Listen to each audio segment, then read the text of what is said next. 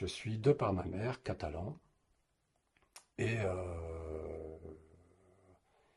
et quand je suis arrivé à Montpellier, ben, je parlais comme on parlait à Perpignan, quoi.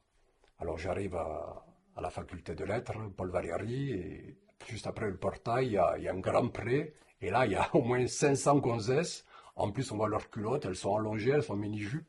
Moi, j'arrive pour la réunion et Mademoiselle, excusez-moi, j'ai un rendez-vous à l'Atrium. Est-ce que vous pouvez me... Et là, elles rigolent toutes.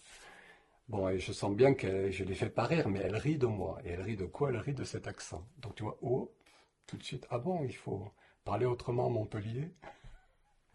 Donc j'ai perdu mon accent catalan. Mais si j'ai ma mère au téléphone, immanquablement, tout de suite, ça revient. Bon, parce que j'ai grandi à Argelès-sur-Mer, et à Argelès-sur-Mer de mon temps, il y a deux grandes choses. La société d'escrime, guidée par Maître Azema, et la société de rugby, avec la grande famille Lièvremont, qui sont à Argelès, et Marc, qui est celui qui a mon âge et avec qui j'ai grandi. Voilà, avec Pierre Ailagas. Voilà, et entre ces deux personnages, ben, ouais, j'ai dû me construire. Et c'est étonnant, comme l'un et l'autre, ils avaient une idée de ce qu'est d'être un homme. Et chacun a essayé, à leur manière, de me l'enseigner.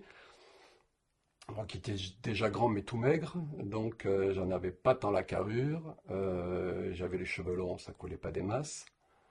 Voilà, et puis oui, j'avais des gestes un peu efféminés. Et puis je faisais déjà de la poésie, enfin des trucs qui collaient pas vraiment peut-être à leur point de vue à eux, des hommes. Et c'était touchant, comme l'un et l'autre, ils m'ont pris entre quatre yeux pour me dire, bon écoute, moi, à ton âge, voilà, ils m'ont expliqué leur vision des choses, comme un père, quoi, finalement. C'était touchant que l'un et l'autre, à un moment donné, ils deviennent la figure paternelle.